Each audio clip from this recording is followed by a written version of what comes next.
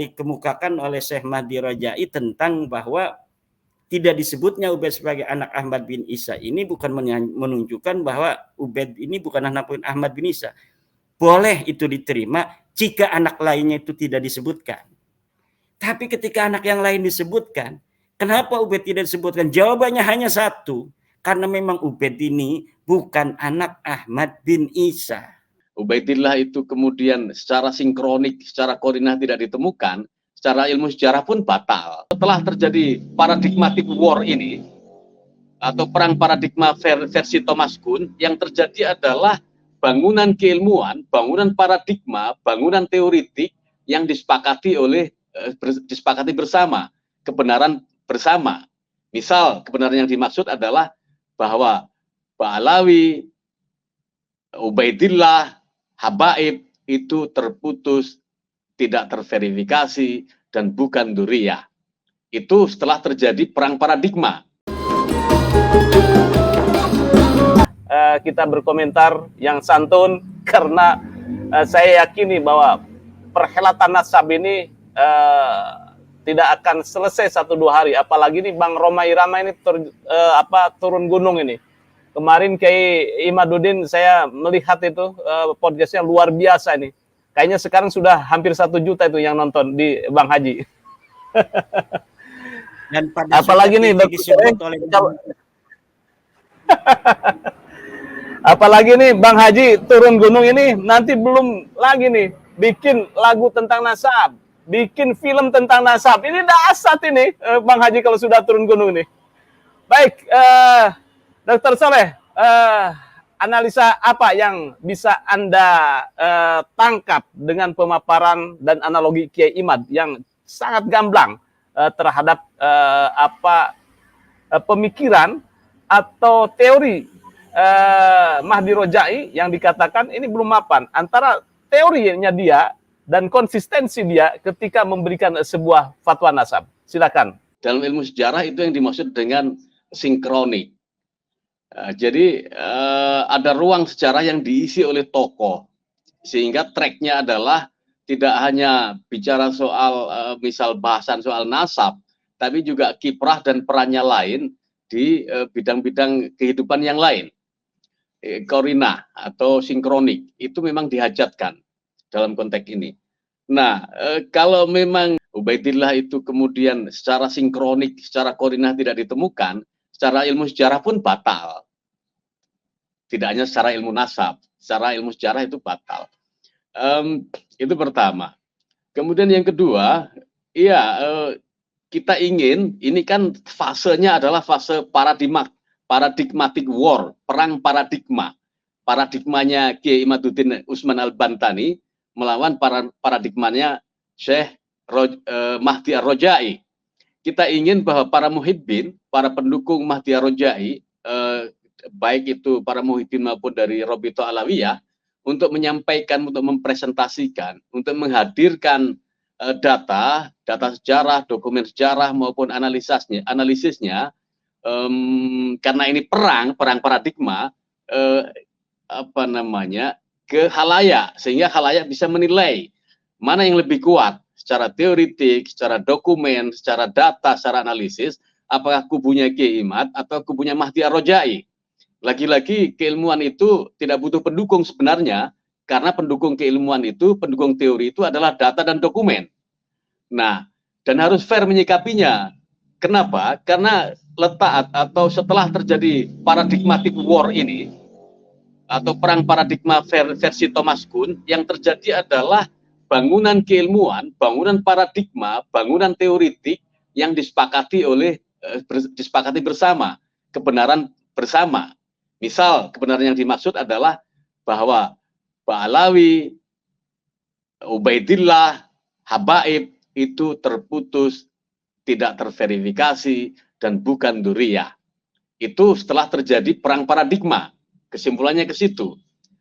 Nah, kalau kemudian kita hanya berhenti di Mahdi Ar-Rojai, sementara para muhibbin, kemudian Robito Alawiyah tidak menghadirkan, tidak membackup statementnya Mahdi Rojai ini, ya kita tidak bisa mengandaikan perang paradigma yang terjadi. Sebenarnya kalau ini terjadi sangat menarik dari sisi akademik. perdebatan akademik itu selalu menimbulkan penasaran, curiositas, ya, menimbulkan publik untuk seperti apa ini sebenarnya endingnya. Nah, ini. Jadi kita udah kedatangan tamu yang kita tunggu selama ini, jawaban yang diinginkan oleh Kiai Imad dan teman-teman.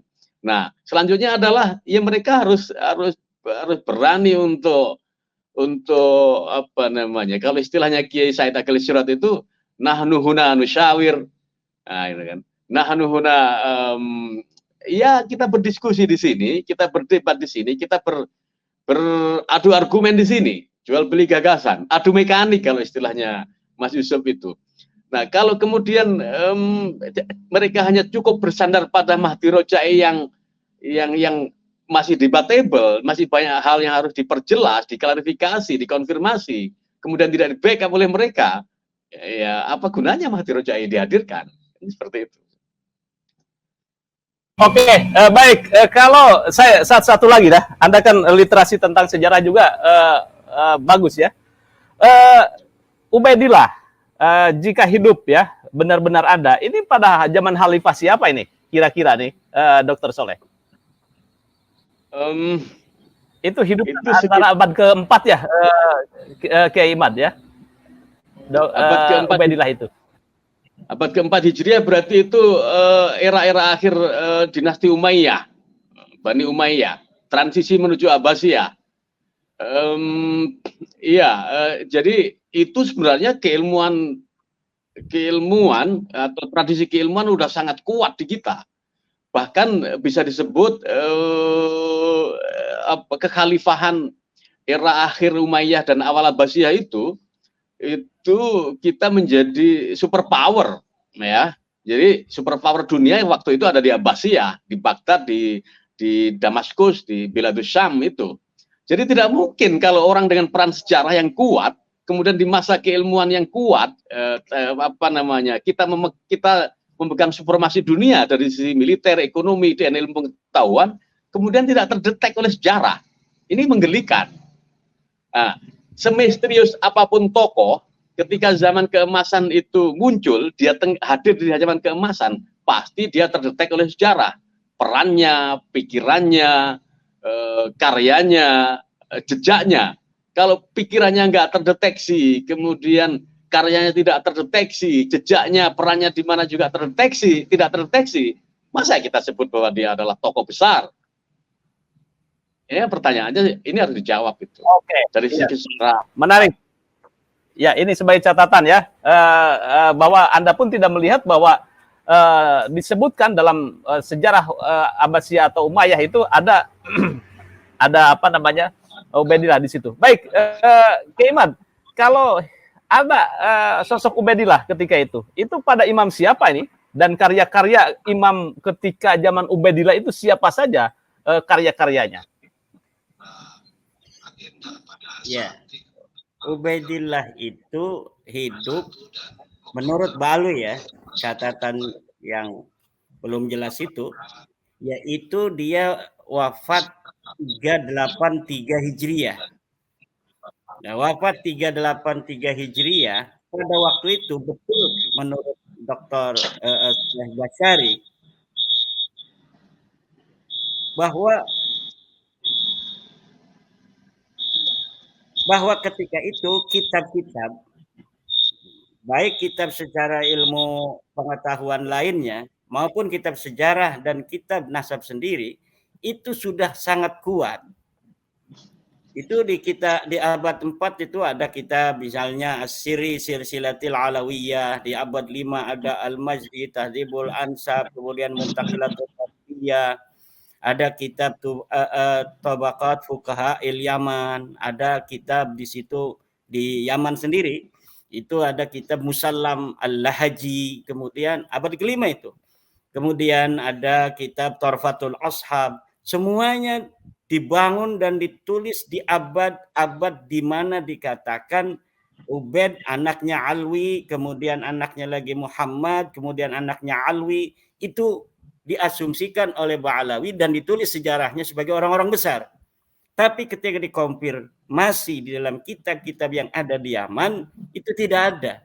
Bagaimana orang besar yang dikatakan mujtahid mutlak seperti Ubaidillah Alwi, muhaddis luar biasa katanya dalam Salim bin Jindan, tetapi di dalam kitab-kitab yang ada ditulis pada masa itu di dalam Yaman sendiri itu tidak terkonfirmasi, apalagi di luar Yaman kalau memang diasumsikan mereka ada di Yaman. Tetapi karena memang menurut penelusuran saya, orang-orang ini memang tidak ada, Ubaid ini memang tidak ada, Ahmad bin Isa tidak pernah ke Yaman, itu yang menjadikan bahwa mereka itu tidak disebutkan. Jadi mereka tidak disebutkan karena memang orangnya tidak ada di Yaman. Kenapa Ahmad bin Isa sama sekali itu kitab-kitab yang terbentang dari abad ketiga, bahkan di Yaman itu pusat ilmu pengetahuan sejak masa-masa Islam, di mana para ilmuwan-ilmuwan hadis itu dari Ba'alwi asli nih, itu di abad ketiga itu sudah melahirkan para ahli-ahli hadis sesuai dengan apa yang dinyatakan dalam kitab Al-Iqlil. Kemudian pada abad-abad selanjutnya para sahabat juga banyak yang hadir di Yaman mengajarkan Islam. Bahkan pula Ibnu Hajar juga pernah ke Yaman dulu itu.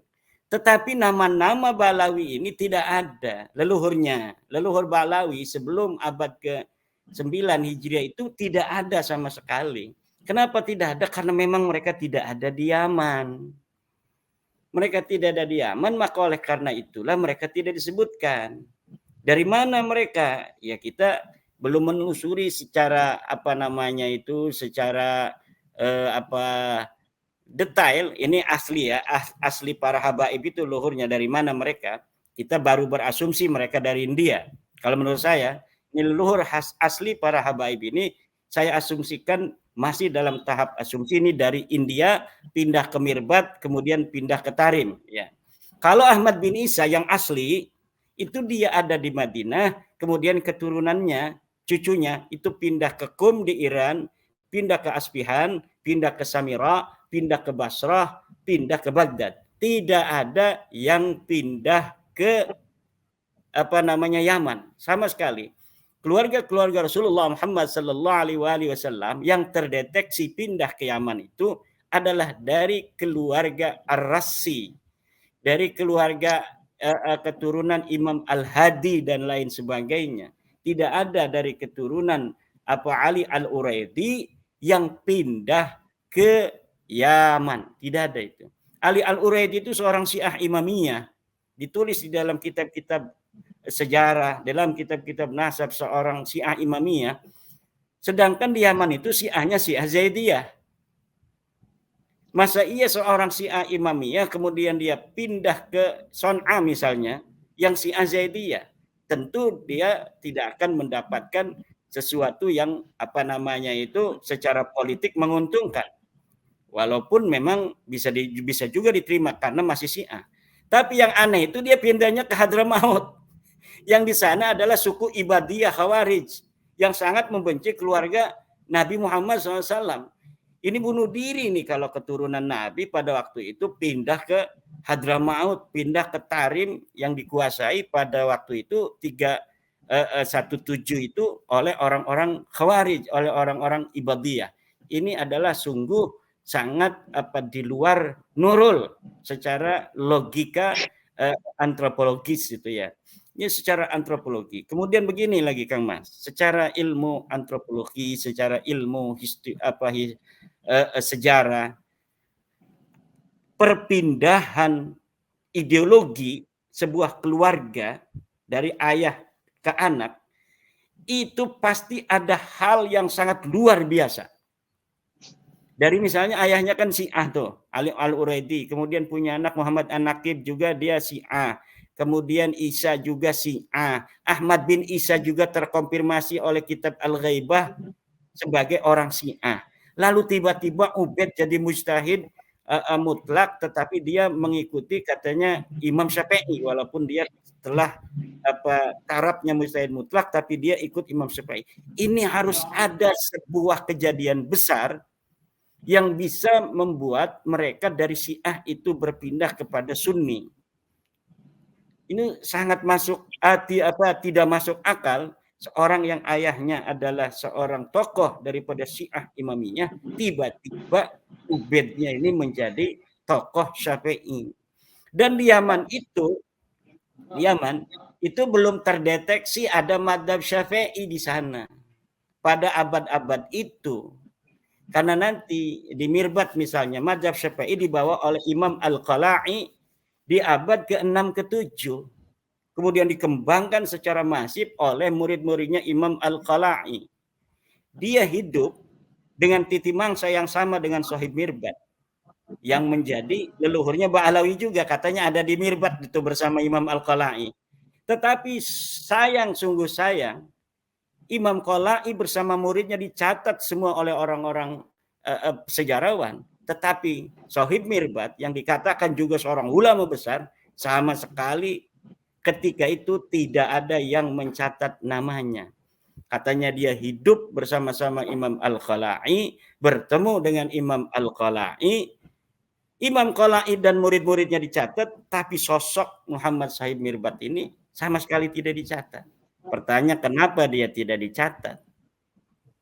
Tentu jawabannya karena memang dia tidak ada. Tidak ada di Mirbat waktu itu.